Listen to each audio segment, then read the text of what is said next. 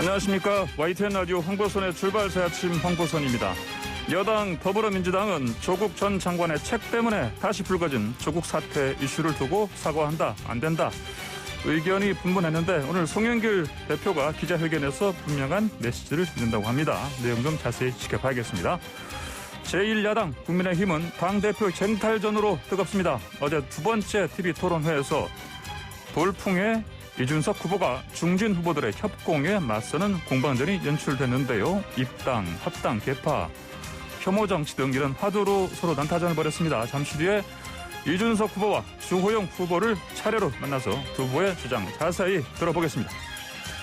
최근 야당 의원들을 잇따라 접촉한 윤석열 전 검찰총장이 어젯밤에는 서울 연희동 쪽에 출연했다고 하죠. 이딴 행보들 보면은 아무래도 국민의힘 입당 가시화하는 걸로 해석해도 될 듯 싶습니다. 이런 정치권 이슈들은 4부에서 박원석 정의당 사무총장과 함께 분석해보겠습니다. 2021년 6월 2일 수요일 YTN 라디오 황보선의 출발새 아침 시작합니다. 네, 제1야당 국민의힘 새 당대표 결정하는 전당대회 다가옵니다. 11일이죠. 다음 주 금요일이요. 후보들 진용도 화려하고 돌풍도 불고 경쟁 구도도 후보 간 설전도 화두도 흥미진진합니다. 여당에서 부러워할 만한 흥행이죠. 정치권에서 특히 보수당 쪽에서 듣기 힘들던 말 신드롬이라는 말도 요즘 뉴스 헤드라인 기사 제목에 자주 뜹니다. 자, 이 돌풍 신드롬의 주인공이죠. 이준석 후보 만나보겠습니다. 안녕하십니까? 예, 안녕하세요. 예. 자, 먼저 시간이 약간 지났지만 먼저 1위로 컷오프 예비경선 통과하신 것 스스로 좀 놀라셨습니까? 혹시? 저는 예비경선 통과에 대해서는 어느 정도 확신이 있었지만은, 제가 항상 얘기했던 것처럼 당신과 민심에 괴리는 없을 것이다라고 제가 단언했었는데, 예. 그 부분이 실제로 확인된 것 같아가지고, 저는 상당히 고무되었습니다. 고무되셨고요.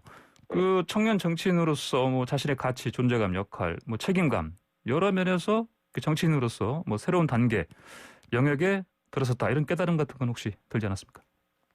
저는 지금까지 제가 계속 견지해왔던 어쨌든 합리적인 노선이 어느 정도 국민과 당원들의 지지를 받는 것이 아닌가라는 생각을 하게 되고요. 예.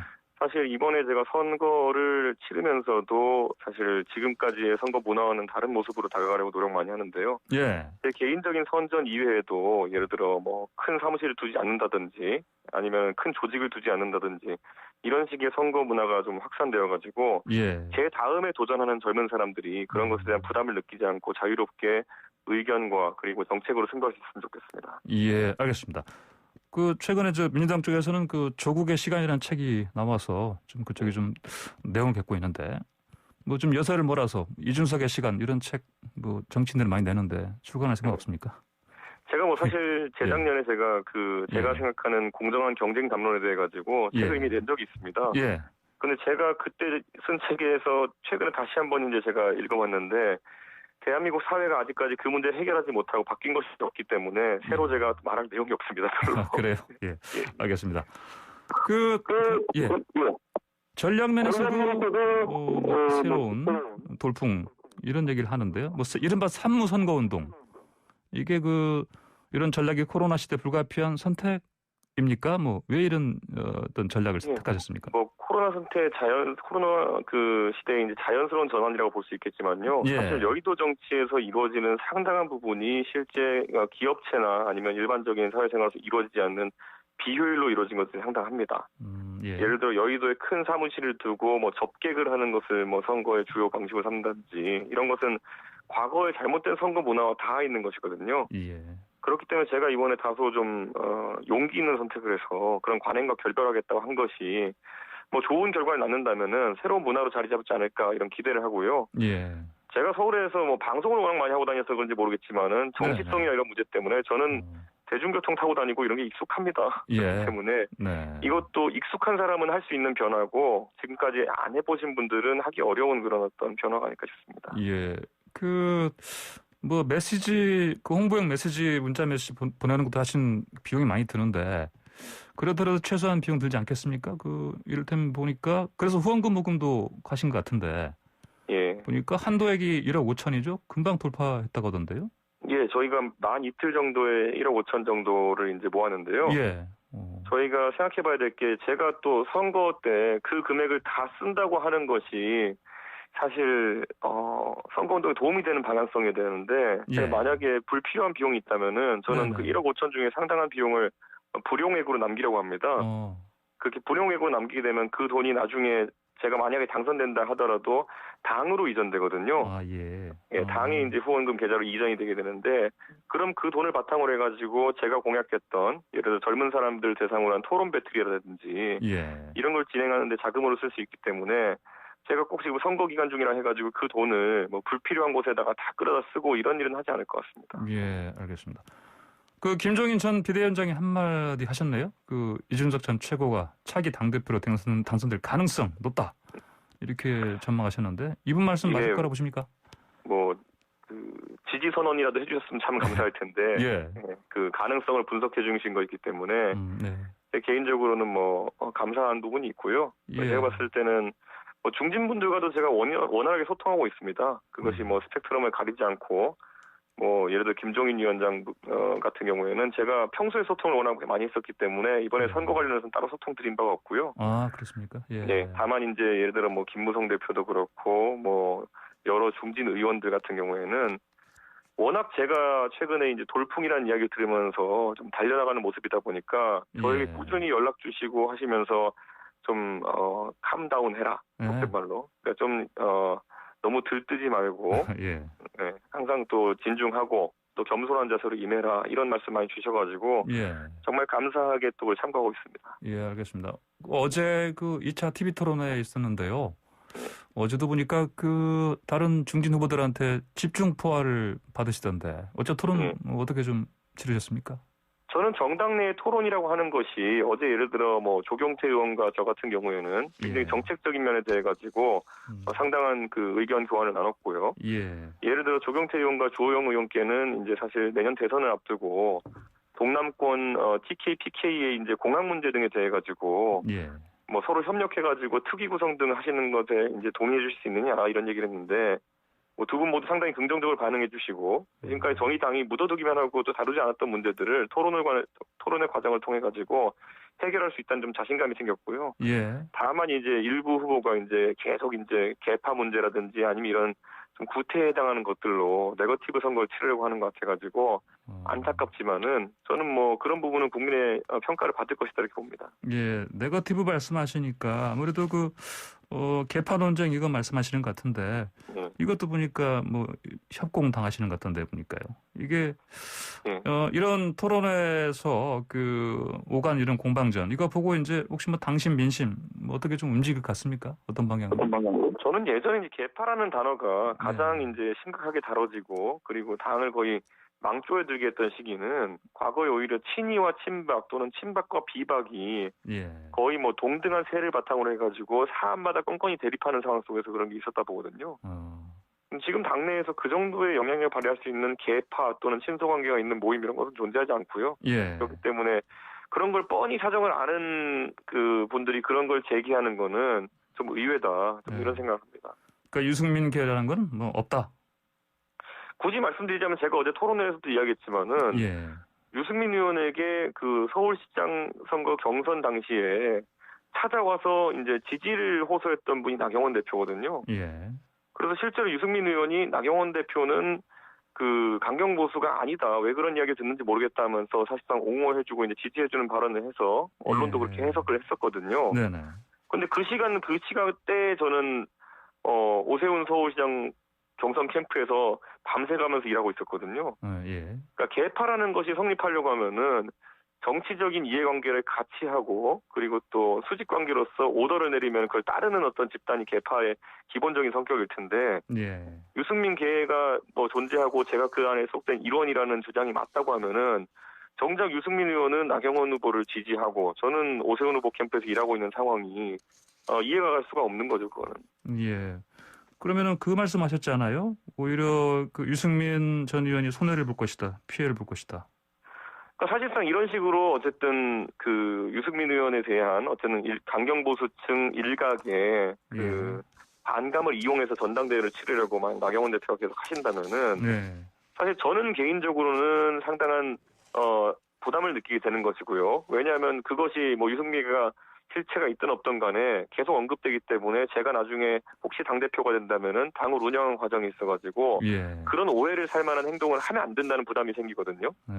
근데 그게 굉장히 광범위합니다. 예를 들어 제가 뭐 어떻게 보면 자명한 얘기일 수도 있는 대선 토론 때 뭐 대선 경선 때 토론을 강화하자.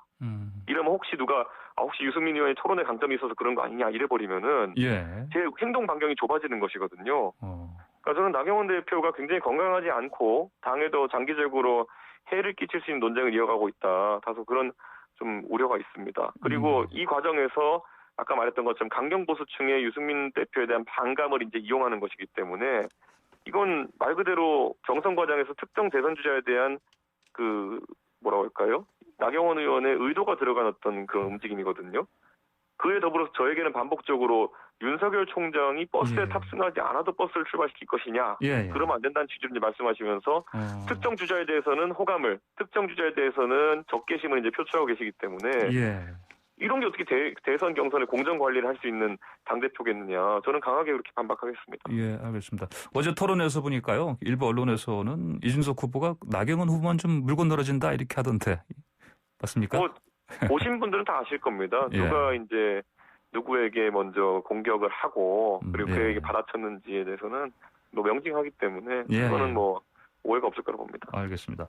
자, 정말 이준석 신드롬 돌풍 이런 현상에도 불구하고요. 뭐 이제 원내 경험이 없다. 영선에 한계가 있을 것이다. 이런 지적이 나오는데 당대표가 되신다면은 이런 한계들은 어떻게 극복하실 겁니까? 저는 우선 김기현 원내대표께서 뭐 원내 경험과 행정 경험이 두루 풍부하신 분이기 때문에 예. 저는 사실 당대표가 많은 권한을 독점하고 이제 당을 운영하기보다는 예를 들어 원내 운영 같은 경우에는 김기현 원내대표 중심으로 가는 것이 옳다 이렇게 생각합니다. 예. 그리고 제가 만약에 잘할 수 있는 부분이 있다고 한다면은 그것이 젊은 층의 지지층과 소통하고 교감하는 부분이라든지 아니면 좀 새로운 어떤 그런 기획을 하는 것이라든지 이런 것이라면은 제 역할이 따로 있다고 봅니다. 그렇기 예. 때문에 저는 사실 당 지도부가 불화가 생기는 경우는 뭐냐면 서로의 영역을 침범하고 본인이 권한을 독점하려고 할 때 문제 생기는 것이거든요. 예. 오히려 제 원내 경험이 없다는 것은 그런 분점에 있어가지고 아주 효율적인 상황이 되지 않을까 이런 생각을 합니다. 예. 나경원 후보가요. 그 뭐 트럼프 대통령까지 소환했던데 보니까요. 혐오 정치 얘기하면서 이 지적이 제가 그래서 네. 어제 토론에서 이제 트럼프 정치를 나경원 네, 대표께서는 그 혐오 정치로 규정하셨더라고요. 예. 그래서 저는 그러면 혐오 정치로 규정하려고 하면은 이준석이 했던 혐오 발언 하나만 소개해달라.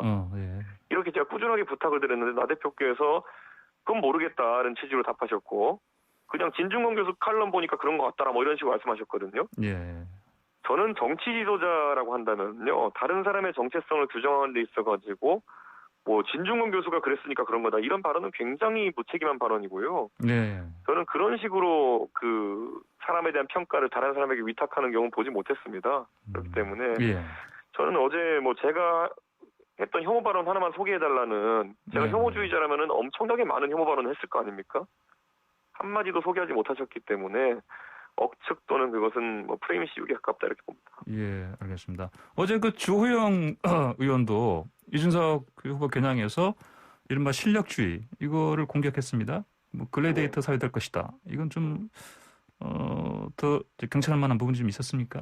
저는 주호영 대표의 그런 지적은요. 예. 제가 늘상 받는 지적이고요. 예. 그리고 공개적인 자리에서 제가 그런 부분에 대해서 해명할 수 있는 기회를 만들어주셨기 때문에 굉장히 건설적인 어떤 그런 대화였다 이렇게 봅니다. 그래서 저는 주호영 대표께 설명드리기를 예. 이게 결국에는 능력주의라는 것이 지금까지 뭐 여러 패단이 있었고 또 그거 자체로도 보완해야 될 지점이 있지만은 능력주의가 아니면은 우리가 소위 조국 사태로 얘기하는 것처럼 예. 더 이제 혼란스러운 상황이 있을 수 있기 때문에 지금 상황에서는 뭐 다른 대안이 없는 상황에서 거의 유일한 선택지다 이렇게 설명을 드렸고요. 예. 조영 대표께서 이제 이런 어떤 제가 제시한 어떤 시험이라든지 이런 방식의 능력주의라는 것이 결국에는 사람을 거르기 위한 것이 아니냐라는 우려가 있었기 때문에 제가 아니다 이건 사람을 거르기 위한 의도가 아니고 예.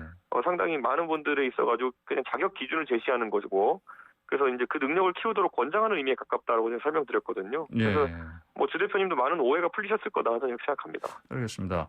이거 언론 일각에서는 뭐 이런 얘기도 띄우던데 보니까요. 만약에 이른바 나주곰탕 얘기도 나오고 이른바 단일화요. 나머지 후보 4명. 그렇더라도 혹시 이길 자신 있습니까? 저는 뭐 정치적으로 이제 그 그 다른 후보분들이 전부 다 4선 아니면 5선 경험을 가지신 분들이기 때문에 총 18선입니다. 예. 그렇죠. 저는 예. 이 상황에서 국민들에게 지지를 받지 못할 또는 개연성이 떨어지는 또는 논리적으로 이해가 가지 않는 무작정 단일화를 시도하실 상황은 아니다 이렇게 봅니다. 예.